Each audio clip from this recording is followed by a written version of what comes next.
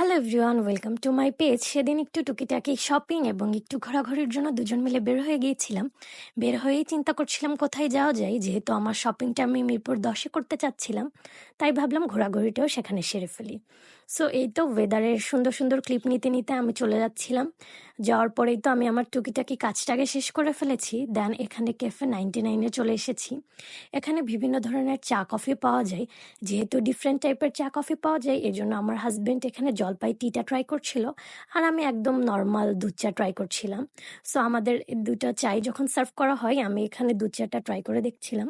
দুধ চাটাও ভালো মজা লেগেছে এবং জলপাই টিটাও এখানে খুবই মজা ছিল। দেন এই তো আমি মোমোটা অর্ডার দিয়ে এখানে বসেছিলাম। মোমো যেহেতু আমার অনেক পছন্দের, সেহেতু 2000 ঘন্টা ওয়েট করতেও আমি রাজি আছি। আসলেই তারা আমাদেরকে 2000 ঘন্টা পরেই মোমোটা সার্ভ করছিল, বাট খুবই গরম গরম ছিল বলে আমাদের খুবই ভালো লেগেছে। এবং এখানে 2টা ডিপ দেওয়া হয়েছিল। যদিও আমি পুদিনার ডিপটা অনেক পছন্দ করি, বাট এখানে পুদিনার ডিপ ছিল না।